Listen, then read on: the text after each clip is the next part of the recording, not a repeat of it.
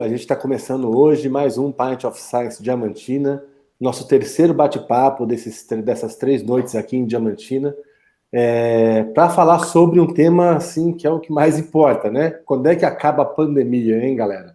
É a pergunta do século essa. Antes de eu começar a falar sobre o evento, deixa eu falar um rapidinho para os nossos participantes, depois eu apresento eles direitinho. Fabiano Ferrari, Leia Safortes, olá, tudo bem com vocês? Boa noite, pessoal. Boa noite. Pint of Science. Quando que começou o Pint of Science? O Pint of Science começou em 2012, quando dois pesquisadores do Imperial College, em Londres, eles eram pesquisadores de doenças neurodegenerativas, né?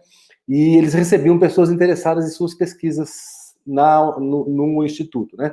E acharam que seria interessante tentar levar os pesquisadores para perto do povo. Foi aí que nasceu o Pint of Science, nos pubs de Londres, né? Por isso que ele chama Pint of Science. Pint é uma medida, uma taça, um copo, né?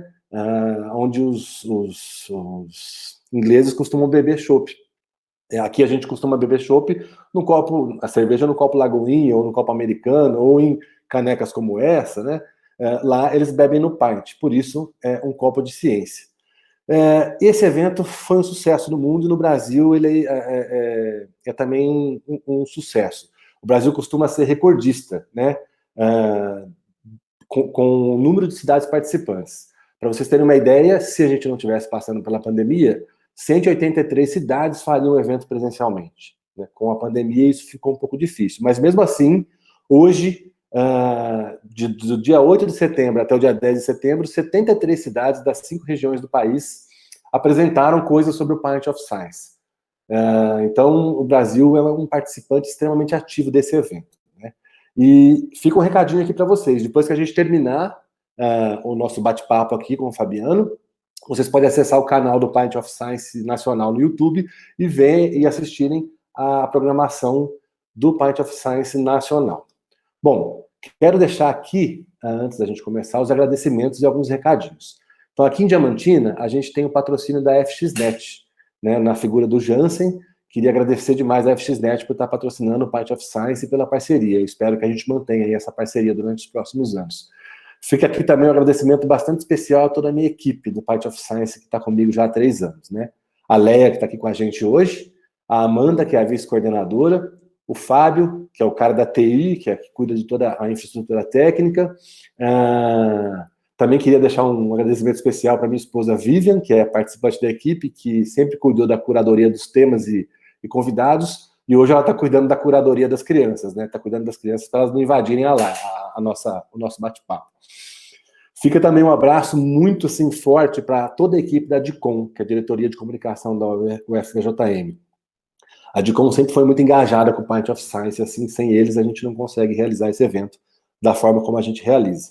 E um agradecimento especial também ao CITEC, que é o Centro de Inovação da UFRJM, que também sempre foi parceiro do Pint of Science.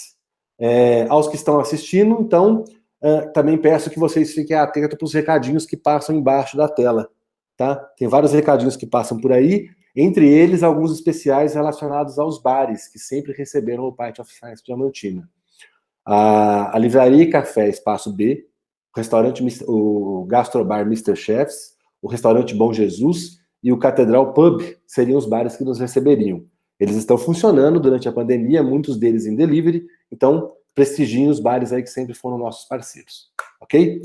Então vamos lá. Sempre quando o Pint of Science começa, pessoal, é tradição brindar a ciência. Então hoje eu vou oferecer, né, o último brinde do Pint of Science Diamantina desse ano, tá bom? Nesse terceiro brinde, eu vou fazer especialmente para alguns brasileiros, tá? Queria que vocês prestassem atenção no meu brinde aí, todo mundo pega os seus copos, as suas taças, que o meu brinde vai para alguns brasileiros. Que brasileiros? São os seguintes. É isso aí, Leia. Bom, queria oferecer o brinde aos brasileiros que não acreditaram que o vírus estava superdimensionado, né? Hoje a gente tem mais de 122 mil mortes no país e mais de 848 mil mortes no mundo. Também queria oferecer para os brasileiros que entenderam desde o início que não se tratava de uma gripezinha. Tá? Queria oferecer para os brasileiros que não duvidaram dos números de casos e mortes, achando que estava tudo exagerado ou que era um complô dos governadores para acabar com a economia. Então, está aqui o brinde de hoje do Pint of Science, a última noite em Diamantina, vai para todo mundo que não acreditou nesse tipo de fake news. Tá? É por causa das pessoas que não acreditaram nesse tipo de fake news que a gente conseguiu segurar um pouco o número de casos e mortes no Brasil. Então, viva! Aí, viva! Vamos lá, então. Pessoal, hoje a gente tem, para conversar com a gente, o Fabiano Ferrari. O Fabiano Ferrari é professor aqui da nossa instituição, da Universidade Federal dos Vales do Jequitinhonha e Mucuri. Ele fez doutorado em Física pela Universidade Federal do Paraná, fez Física, né, e mestrado em Ciências pela Universidade Estadual de Ponta Grossa, fez uma parte do doutorado dele no Instituto de Neuroinformática da Universidade de Zurique e fez o estágio pós-doutorado na Universidade Estadual de Ponta Grossa, né? Atualmente, o Fabiano ele é membro pesquisador do Grupo 105 e possui bastante interesse em desenvolvimento de circuitos elétricos inteligentes e estudos sobre a propagação do coronavírus, tá? Quem que vai falar? A gente vai falar sobre o que hoje, né? Qual que é o tema de hoje?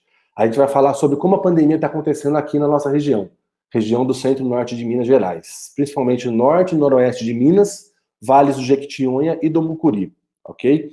A gente vai conversar sobre as questões mais polêmicas desse tema, né? Como de onde que veio esse vírus e essas vacinas criadas em tempo recorde, né? O que está acontecendo com elas e sobre os prognósticos sobre a duração dessa pandemia, ok? E quem vai ajudar a gente nesse bate-papo é minha parceira, a Leia. A Leia é jornalista e especialista em teoria da comunicação, mestre em ciências humanas. Ela já atuou como professora do curso de jornalismo da Universidade de Alfenas e como repórter em vários veículos. Vou dar um destaque aqui para o jornal Folha de São Paulo, em Campinas e Ribeirão. Foi produtora de alguns telejornais, do EPTV, primeira e segunda edição da Rede Globo de Minas, em Belo Horizonte, e dos telejornais SPTV, primeira e segunda edição da Rede Globo em São Paulo. Ela é jornalista no serviço público há 26 anos, primeiro na Universidade Federal de Alfenas e desde 2003 aqui na UFJM. Aqui ela já foi diretora de comunicação social, né, e diretora de cultura, quando eu tive o enorme prazer de dividir com ela a sala por 3 anos aí trabalhando juntos. Então, atualmente a Leia é assessora de imprensa da UFJM. Leia e Fabiano, vou passar a bola para vocês. Bom bate-papo, estou por aqui só curtindo. Bom, boa noite, André, boa noite, Fabiano, boa noite a todos que estão aqui nos assistindo, né? Mais uma vez eu agradeço a presença de todos que estão aqui prestigiando a terceira e última noite do Party of Science 2020 em Diamantina. Eu agradeço também o convite, né, para participar desse bate-papo e conforme o André acabou de apresentar, o nosso convidado de hoje é o Fabiano Ferrari, né, que é nosso colega na UFVJM no campus de Janaúba.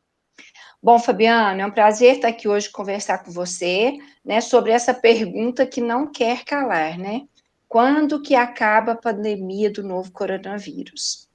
Bom, para começar então o nosso bate-papo, eu gostaria de tocar num assunto contigo, que é o seu programa de extensão que você está coordenando, né, o Observatório Covid-19, que tem o propósito de monitorar e também estudar a propagação do novo coronavírus, né, especialmente na região onde está o campus de Janaúba, norte e noroeste de Minas, também o Vale do Jequitinhonha e o Vale do Mucuri.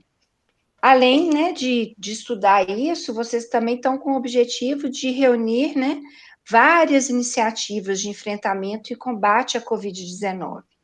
E eu gostaria que você começasse a contar para a gente agora um pouquinho sobre o que é esse observatório, né? O que levou você a iniciar esse trabalho, qual o objetivo desse trabalho e o retorno que ele se propõe a levar para a sociedade. Antes de tudo, eu queria agradecer o convite, a oportunidade de estar aqui para debater sobre esse tema, né, que é sobre a pandemia. E até a gente tem falado tanto de pandemia que até a gente propôs, né, vamos então falar sobre o fim da epidemia, porque a gente já não aguenta mais tanto falar sobre essa pandemia e é tanta história, notícias verdadeiras, notícias falsas. Então, espero que a gente possa evoluir um pouco nessa discussão e tentar entender um pouco sobre até onde que vai essa pandemia. Então, antes de tudo, então, com relação ao programa de extensão, Então, a gente tem agora, a gente montou esse observatório, que é o Observatório Covid-19 do FVJM, que a nossa ideia foi, então, a gente tentar entender o que está acontecendo, né, o que é esse coronavírus, como que ele está evoluindo, e dentro dessa perspectiva, então, foi uma iniciativa minha, e eu comecei pensando, buscando algumas pessoas, né, para a gente fazer esses estudos. E aí, eu sou aqui do campus de Janaúba, então eu entrei em contato com o professor Rogério, que ele é da estatística. Então, a gente precisa montar um grupo compacto para andar rápido, né? Então, convidei o professor Rogério, que é da estatística, convidei a professora Patrícia Nirlani, que é da biologia, ela tem experiência na área de microbiologia agrária, né, mas ela, como microbióloga, saberia muito mais do que eu essa parte de biologia. E aí a gente foi evoluindo essa nossa equipe. Aí, com o tempo, à medida que a ideia foi tomando maturidade de como que a gente podia estudar o coronavírus, a gente foi agregando mais pessoas na nossa equipe. Aí eu tive a oportunidade de entrar em contato com a professora, com a Leia, para a gente fazer trabalhar a parte da divulgação científica. Agora a gente tem também o Thiago Lages, que está ajudando a gente nessa parte a parte mais técnica, na parte de montagem de visual do observatório. Então, era uma ideia pequena que cresceu bastante. Então, a gente atualmente tem vários projetos parceiros. A gente tem Mãos em Ação do Sertão Mineiro, que foi um projeto de Janaúba, de fazer protetores faciais. Depois a gente teve vários projetos de extensão voltados. A gente conversou com várias pessoas que estavam nos projetos de extensão da Proesc, que eram voltados ao coronavírus. Então a gente conseguiu agregar várias dessas pessoas para a nossa equipe. E hoje a gente está trabalhando, monitorando casos dia a dia e tentando entender como que o coronavírus está evoluindo e principalmente o que está acontecendo com a nossa região aqui, que a gente queria, porque assim, tem muita informação sobre o que está acontecendo em São Paulo, o que está acontecendo no Rio de Janeiro, mas a gente não vê muita informação sobre o que está acontecendo em Diamantina, o que está acontecendo em Teófilo Otoni, o que está acontecendo em Unai, né? Então a ideia foi sempre de buscar compreender qual que é a dinâmica do coronavírus dentro da nossa realidade local, né? E quem trouxe essa abordagem foi até a professora Ana Paula, que falou ontem ou anteontem no Pint of Science, e ela, então foi dela essa ideia de que, já que vamos estudar o coronavírus, vamos tentar entender a nossa realidade, né? Vamos tentar vamos entender essa nossa realidade e tentar propor soluções para essa nossa realidade. Mas a gente ainda está trabalhando, sabe? Apesar de grandes grupos de pesquisa, até o André falou, né, que o Pint of Science foi criado pelo Imperial College e os estudos de coronavírus também começaram no Imperial College. Quem foi os primeiros trabalhos de modelagem e previsão do impacto do coronavírus, quem fez foi o pessoal do Imperial College. Mas nós ainda estamos engatinhando, são muitas características, principalmente quando a gente vai para cidades pequenas, que são mais a nossa realidade, é um pouco mais difícil de trabalhar com os dados. A gente tem algumas características que a gente vai discutir daqui a pouco, mas ainda tem muito trabalho pela frente, mas a gente já consegue evoluir, a gente já consegue tentar responder um pouco essa questão de tentar criar uma expectativa de quando irá acabar o coronavírus. Então, Fabiano, eu gostaria que você explicasse um pouquinho como é que vocês pretendem, né? Como que o Observatório Covid-19, ele pretende dar vazão a esses dados, né? Como fazer com que todo esse trabalho, esse levantamento, essa modelagem seja traduzida numa linguagem acessível e seja transferida para a comunidade, né? Como é que vocês estão pensando em fazer a transferência dessa informação do observatório para a população? Então, o que a gente tem feito, a gente tem, por exemplo, o legal do coronavírus é que a gente tem acesso a muita informação. Então, muitos dados estão sendo publicados e estão disponíveis para os pesquisadores. No começo era só o número de mortos e o número de óbitos, né, e o número de infectados. Hoje a gente já tem o perfil dos infectados, tem várias informações que são disponibilizadas pelo Ministério da Saúde, pela Secretaria da Saúde. Teve altos e baixos, teve momentos em que teve mais dados, menos dados, mas assim, se a gente comparar com outros episódios da história, eu creio que essa é a primeira vez que a gente tem tanto dado disponível para trabalhar, sabe? Então, e realmente é um desafio transformar isso numa linguagem que possa ser debatida para a sociedade. E outro grande desafio é a velocidade, porque são muitos grupos trabalhando, a informação é muito rápida e é difícil a gente manter o ritmo de repassar todas as informações que a gente vai coletando. Mas hoje a gente compila informações regionais e a gente divulga elas no nosso Instagram, a gente tem um site também. Então, nesse site, até aqui na tela, que eu creio que está aparecendo para vocês, eu coloquei embaixo aqui, né, observatório.janaúba.fvjm.edu.br.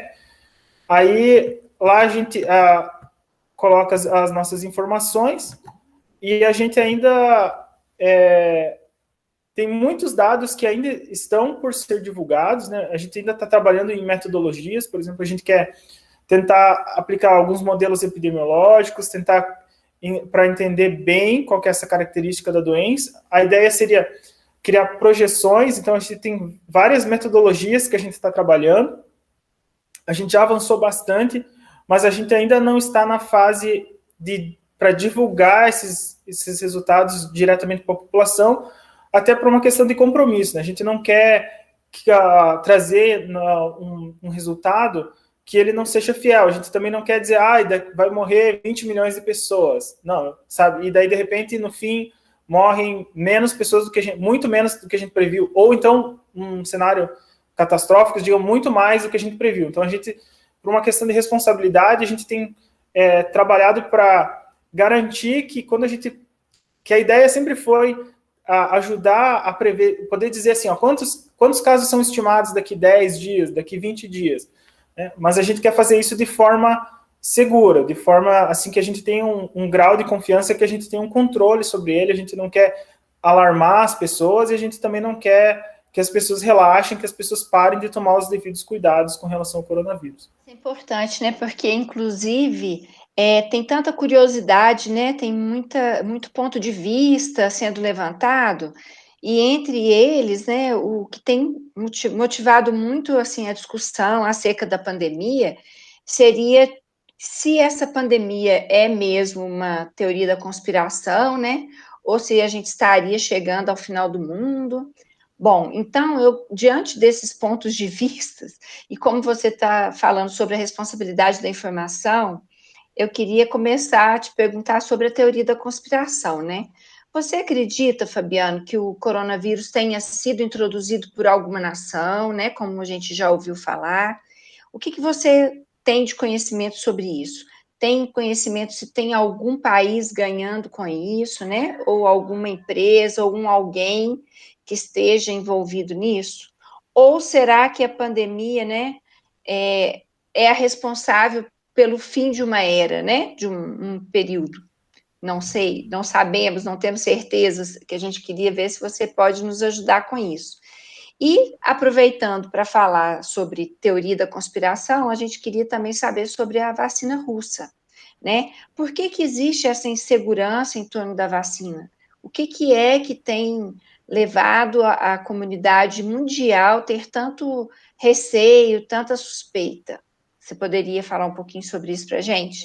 Então, até com relação a essa questão da teoria da conspiração, não sou nenhum especialista nesse assunto nem nada, mas assim, eu li muito sobre isso, é que talvez, agora já passou bastante tempo do início da pandemia, mas antes da pandemia, a gente estava vendo, a gente estava no meio de uma guerra comercial entre a China e os Estados Unidos. A gente teve também a crise do petróleo, houve uma guerra, uma briga ali entre os russos, a Arábia Saudita, os americanos com relação à demanda de petróleo e tudo mais. E a gente estava no meio dessa guerra e, de repente, aparece um vírus, uma pandemia que paralisa a economia mundial, e aí todo mundo começa a pensar, sim, mas quem está ganhando com isso, né? Será que isso é uma estratégia dos chineses? Será que... Porque os chineses, eles se recuperaram, foram os primeiros a se recuperar da pandemia, né? Quando eles começaram a construir um hospital, todo mundo achou que eles estavam ficando loucos, né? E aí, quem será que ganhou com isso? Será que foi os americanos que foram lá e implantaram um vírus nos chineses para tentar boicotar a economia deles? Ou será que foi os próprios chineses que lançaram um vírus no mundo e para eles construir a superioridade no mercado? Sabe, todo mundo começou a conversar sobre isso, mas alguns pesquisadores já fizeram várias análises com relação análises da constituição do vírus, e as pessoas pensam assim que para você criar um vírus no laboratório, é só você ir lá no laboratório e misturar alguns elementos e fazer alguma coisa e você vai ter um vírus novo. Não, a ciência, a gente observa a natureza e aí a gente, a partir de coisas que a gente observa na natureza, a gente tenta fazer pequenas adaptações. Então, quando os pesquisadores microbiólogos foram lá e fizeram a análise do vírus, eles verificaram que não existem traços de que esse vírus seja igual a algum outro que já foi observado, que já foi analisado em laboratório. Ou seja, não é nada que possa ter sido adulterado, porque é uma coisa que tem características bem particulares. E em laboratório, a gente não consegue criar essas características. A gente consegue copiar, a gente pega, por exemplo, a gente altera coisas, a gente pode alterar... O pessoal da biologia hoje faz coisas muito incríveis, né? Eles conseguem, por exemplo, você pega cérebro de ratos, por exemplo. Eles conseguem alterar os genes dos neurônios lá para que, quando você emite uma luz, aqueles neurônios específicos, eles ficam incandescentes e tudo mais. Só que tudo isso é feito baseado em cópia, né? Você observa alguma coisa na natureza e daí você vai lá e aplica isso numa outra situação da natureza. Mas nunca é uma coisa inédita, né? A gente não cria nada, a gente vai se adaptando às coisas, né? Então isso eu creio que refuta bem, até hoje, agora, passado bastante tempo da pandemia, já ninguém mais tem falado essa questão de é um vírus que foi criado. Mas assim, no começo da pandemia tinha muito disso, mas era justamente porque nós estávamos bem no meio de uma guerra comercial e agora parou, né? Então, e agora a gente tem uma outra, na época a guerra era comercial e agora, passados 6 meses, a gente tem uma outra briga, que é a briga de superioridade científica e tecnológica, né? Quem que vai conseguir a vacina primeiro? E aí, nesse contexto, o que a gente observou foi assim, que o pessoal dizia assim, os americanos vão ser os primeiros, será que vão ser os americanos ou os chineses? Americanos ou chineses?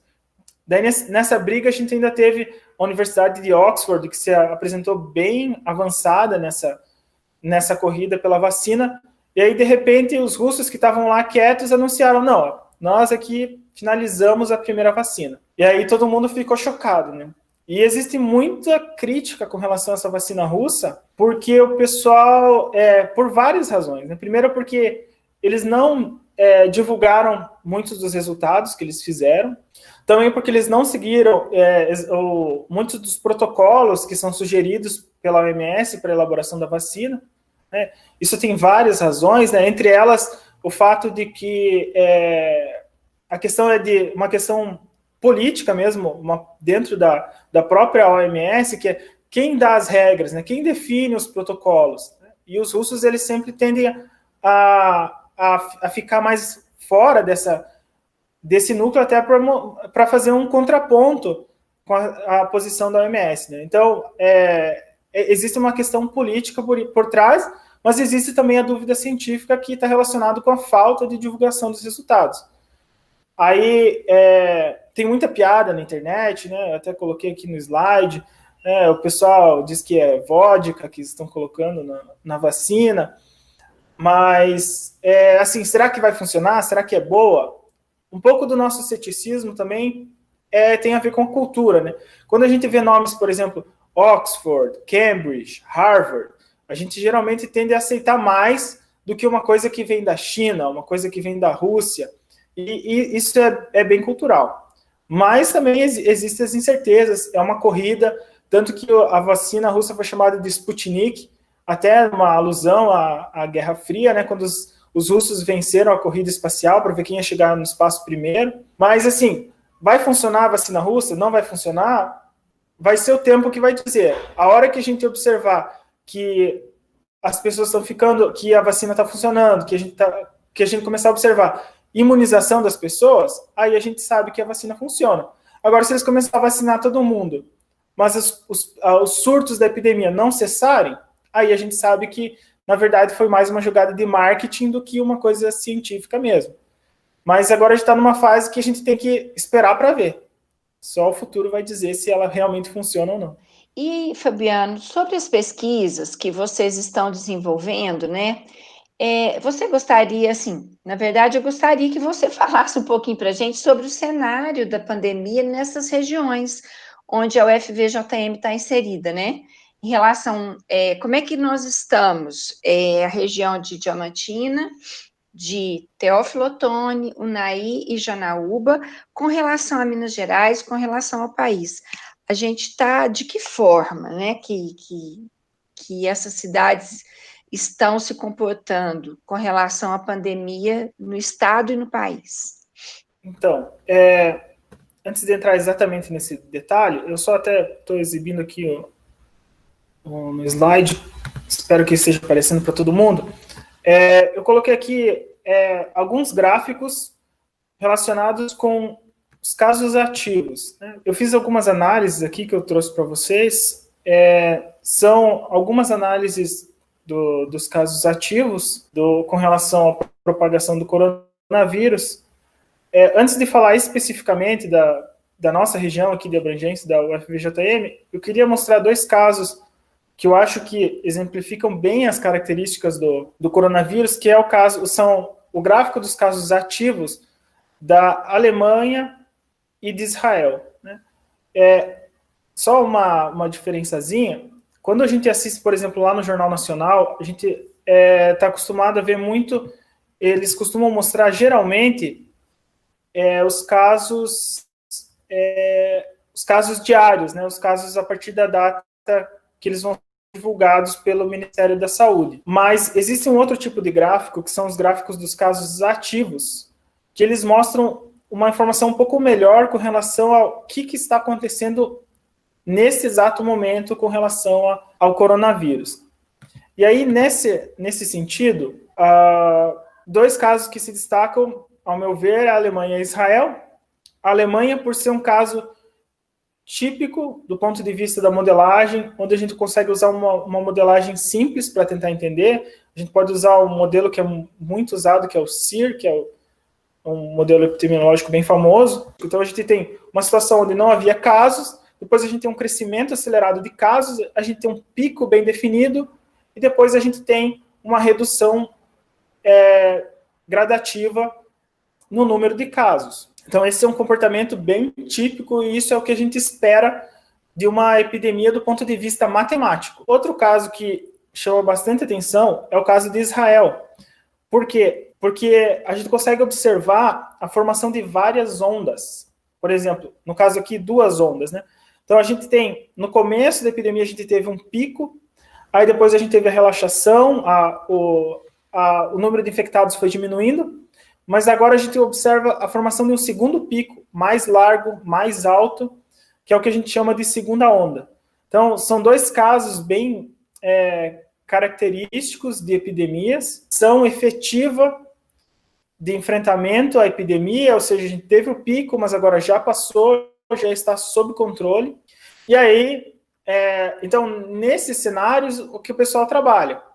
Mas agora, quando a gente vai para a realidade do Brasil, infelizmente, a gente ainda não tem um comportamento bem claro, um comportamento bem definido com relação à epidemia, quando a gente compara com alguns lugares onde a situação já é mais controlada. Aí, por exemplo, na nossa região, eu coloquei aqui 3 casos, tá? Mas o comportamento que a gente observa nesses 3 casos, ele é praticamente o mesmo que a gente observa nas outras cidades, né?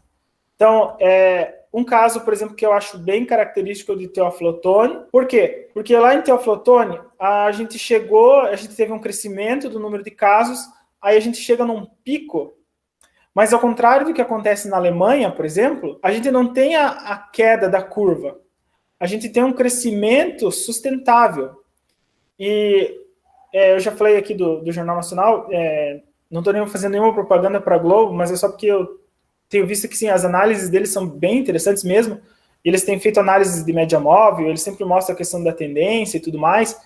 E a gente vê muitos gráficos onde a gente tem a questão da estabilidade, que é isso que a gente observa lá na curva de casos ativos de Teófilo Otoni. A gente tem esse crescimento sustentável aqui de Teófilo Otoni. Então, esse número de casos sustentável, de casos ativos, e do ponto de vista, por exemplo, de modelos matemáticos de epidemia clássicos, isso aqui é um pesadelo, porque os modelos, eles não preveem esse tipo de comportamento, né? Então, quando a gente está tentando fazer uma previsão, aí a parte de modelos matemáticos, de sistemas determinísticos, ela fica comprometida. E aí o que a gente pode usar para tentar prever esses casos é inteligência artificial e estatística. Então, a gente já tem feito alguns testes, a gente ainda não concluiu, mas para tentar prever casos futuros. Mas, assim, o que está por trás desse comportamento? Acontece o seguinte, quando a gente atinge um estágio onde a gente pensa assim, agora a situação está controlada, por trás disso a gente tem, no momento a gente tinha as pessoas confinadas em casa, depois a gente tem a abertura do comércio, em horário reduzido, depois em horário ampliado. A gente tem essa sensação de que as coisas estão voltando ao normal, e tudo isso reflete na questão de não observar uma queda no número de casos ativos. Por quê? Porque a gente vai diminuindo as restrições no isolamento social, e aí isso vai fazendo com que o fim da epidemia ele vai se alongando. Porque, às vezes, a gente deveria parar. Por exemplo, lá quando a gente estava no começo da epidemia, talvez se a gente tivesse parado de forma mais eficiente, a gente poderia estar numa situação igual à da Alemanha. Mas, infelizmente, muitas pessoas, a economia precisa que o comércio esteja aberto, que o dinheiro esteja circulando. Então, são interesses financeiros, diversos interesses que fazem com que a gente evite o isolamento social mais intenso, que poderia nos levar a uma situação igual à da Alemanha, por exemplo, uma situação de maior controle. Então, a gente observa casos, bem comum observar os casos ativos iguais a esse de Teófilo Otoni. Tem a sensação aparente, a situação está melhorando, na verdade, o que a gente observa na prática é uma situação de estabilidade.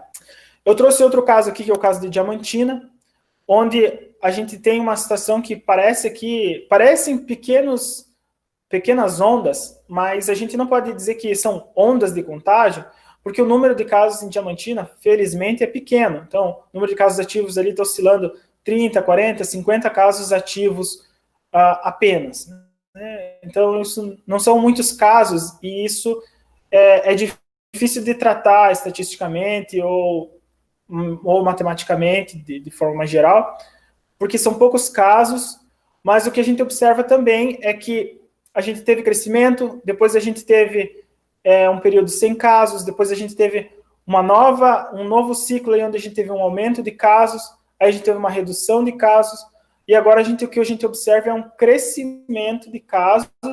Aparentemente, a gente vai observar um decréscimo, mas uma característica que é bem determinante é o seguinte: toda vez que a gente tem uma nova onda, essa onda costuma ter um pico mais alto. É uma característica que a gente tem observado. Não significa que o próximo pico vai ser mais alto ou mais baixo, mas essa é uma característica que tem sido observada até o momento. Eu trouxe outro caso aqui, que é o caso de Janaúba. Também a gente tem o crescimento, depois a gente tem um decréscimo e a gente tem a volta do crescimento. Aparentemente, a gente estaria indo para uma situação onde os casos vão reduzir, né? Então, esses são alguns dos cenários que a gente tem observado aqui na nossa região de abrangência. A IUNI também é uma característica bem parecida, eu creio que parecida com a de Janaúba ou Teófilo Otoni. Devia ter colocado aqui, não coloquei, mas ela é bem parecida com essas que eu estou mostrando aqui. né? E o que isso nos diz com relação ao fim da epidemia? Isso nos diz que o fim da epidemia ainda é longo. E isso está de acordo com o que a Organização Mundial da Saúde já tem falado, né? Eles estimam que nos próximos 2 anos ainda, tá? A menos que as vacinas se mostrem realmente eficazes, mas as vacinas ainda estão na fase 3, que é a fase de testes, que é a fase mais complicada, então a gente não pode garantir que as vacinas realmente vão ser eficientes.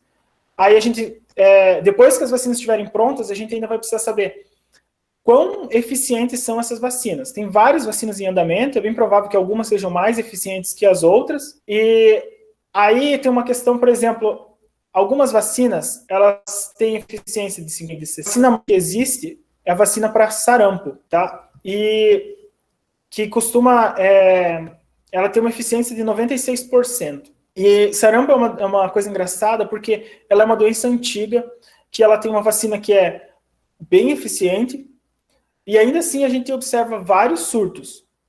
Por que a gente observa vários surtos dessa doença?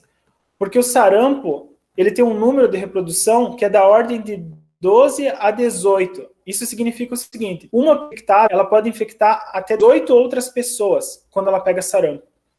E uma das consequências desse alto número de reprodução é que para a gente ter o que a gente chama de imunidade de rebanho, a gente teria que ter de 90 a 95% das pessoas imunizadas. Agora, quando a gente fala de SARS, que foi o primeiro coronavírus que aconteceu só lá na Ásia, ou da gripe, que a gente tem números de reprodução aí que são parecidos com o do coronavírus, que variam de 1 a 5, a gente precisa de uma imunidade de 50% para que de 38% para que a gente tenha o extermínio da epidemia, né? Então, o que eu quero dizer com todas essas informações é o seguinte, que pode ser que a vacina não seja tão eficiente, a eficácia da vacina não seja tão alta, mas ela só precisa ser alta o suficiente para garantir a imunidade de rebanho para que a epidemia acabe. Então, se as vacinas forem bem sucedidas, pode ser que em 6 meses a gente tenha o controle da epidemia através da vacinação. Esse cenário ele ainda pode se estender por mais 5 anos, até 5 anos, a OMS falou. Seria tipo um caso mais extremo, seria 5 anos. O tempo médio para o fim da epidemia, 2 anos. Aí as pessoas podem dizer, mas tudo isso, será que não tem alguma coisa que a gente pode fazer para diminuir esse tempo? Existe. Se a gente tomar todos os cuidados, todo mundo usar máscara, todo mundo se higienizar, seguir protocolos rígidos sanitários, se o poder público for atuante, onde a gente tem necessariamente a gente está utilizando a vacina. Então, nós mesmos podemos nos conscientizar, nos cuidar, evitar sair de casa sem necessidade, quando sair, usar máscara, lavar bem as mãos. Todos esses protocolos, a gente pode evoluir para uma situação de normalidade, mesmo sem a vacina, de controle, mesmo sem a vacina, que é o que já acontece em vários lugares do mundo. Mas os resultados do Brasil, os resultados da nossa região aqui do FVJM, eles mostram que a nossa situação é de estabilidade ou de crescimento de casos. Então, na verdade, a nossa situação não vai se normalizar tão rápido.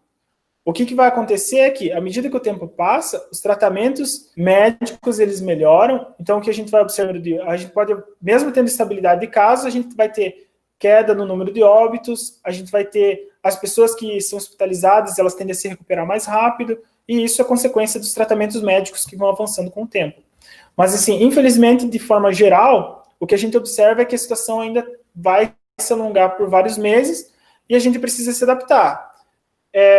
Enfim, essa seria a análise que a gente tem até o momento, né? Já me dou por satisfeita com suas respostas. Infelizmente, realmente é uma situação que não dá para prever o final, né, Fabiano? Mas o importante é que todo mundo continue mesmo tomando todos os cuidados para minimizar esse prolongamento aí dessa curva, né? Que ele vá para baixo em breve, né? E que ele pare de subir em todas as regiões onde a gente possa ter essas informações, né, com mais precisão. Então, eu agradeço, né, a sua participação, as suas respostas, e passo a bola para o André fazer aí o nosso encerramento do Party of Science 2020, Diamantina. Não sem antes fazer uma pergunta para o Fabiano, né, Léia? Eu também vou fazer uma pergunta, acho. Isso, faça. Fabiano, você terminou de passar os slides? Você tem mais algum slide para passar? Você vai apresentar mais alguma coisa? Quer colocar o último slide, alguma coisa assim? Eu só queria agradecer a todos os colaboradores do programa de extensão, em especial aos alunos, o Alisson, a Ana Flávia, o Gustavo, o João Vitor, o Lucas, que eles têm trabalhado para manter todas essas informações. Eu queria agradecer também a Léia, que tem dado uma força, principalmente para a gente como abordar essa questão de trabalhar essa questão de programa de extensão, de conseguir construir essas parcerias. Agradecer que tem ajudado, em especial para o professor Rogério, que ele é estatístico, tem ajudado bastante nos tratamentos matemáticos. E eu creio que é isso. Na verdade, eu queria, sim, fazer uma provocaçãozinha para vocês que estão nesse programa, principalmente para a Léia, que está aqui, que é participante do programa de vocês, e vai trabalhar com uma parte que eu acho que, assim, ela é essencial num momento muito delicado que a gente está vivendo no mundo inteiro. Não sei se vocês têm visto aí, as reportagens, já está começando a aparecer reportagens em veículos sérios sobre um movimento chamado QAnon, que é um pessoal muito doido que duvida de todas as informações que circulam em todos os lugares oficiais. Assim, impressionante, né? Começou por conta do Trump lá nos Estados Unidos, e hoje a gente vive um momento de efervescência de grupos sociais que cada vez mais têm aumentado, que não acreditam em nada do que é divulgado, nem nas redes sociais, nem nos veículos oficiais de informação, muito menos no que os cientistas falam, sabe? É um momento muito delicado no que diz respeito à disseminação de informações. E assim, você estava mostrando os gráficos, e me parece que se a gente não tiver, assim, se não acertar o tiro no que diz respeito a falar o que tem que ser falado para a população, para saber o que tem que ser feito, enquanto as vacinas ainda estão sendo testadas, enquanto a gente não tem o tempo para ver se elas estão funcionando ou não, se a gente não tiver, né, a circulação da informação de forma certeira, e eu nem sei o que é isso, por isso que eu estou fazendo essa fala, parece que só vai piorar, né? Até que todo mundo seja vacinado e tudo esteja funcionando. E isso pode demorar 2 anos, 3 anos. Então fica uma provocação e talvez até uma pergunta para você, e aí, talvez se a Léia quiser falar, como é que todo esse conhecimento científico que vocês estão produzindo, né, que é demonstrado no gráfico, dá para ver a diferença. A hora que você bota da Alemanha, e de Janaúba, Diamantina e Teófilo Otoni, fica evidente como que está acontecendo aqui em relação ao que a Alemanha fez, que foi controlar a coisa de uma forma bastante efetiva, foi extraordinário. Eu sempre usei a Alemanha, aí a Alemanha é importante, porque eu sempre, nas conversas que eu tinha sobre o coronavírus, eu sempre usei a Alemanha para destacar o comportamento da Angela Merkel, que estava na mídia todo dia, falando para a população, todo dia, como é que a população devia se comportar, que era para todo mundo ficar tranquilo, num tom muito bacana. Ou seja, você tinha uma líder extremamente efetiva no que diz respeito à comunicação, e muito coerente. E aí você vê o gráfico da contaminação caindo, assim, para mim isso tem tudo a ver, está totalmente relacionado, né? Então, assim, fica aí uma provocação, como é que tem que ser essa informação depois de todo esse conhecimento que vocês estão produzindo, né? Eu não sei se você quiser falar um pouco sobre isso, eu gostaria de ouvir, sabe? O que você acha que pode ser feito em termos efetivos, porque nós estamos perdidos. Não adianta publicar no Facebook, não adianta publicar no Instagram, não adianta o site da universidade falar que as pessoas não acreditam. Simplesmente assim, né?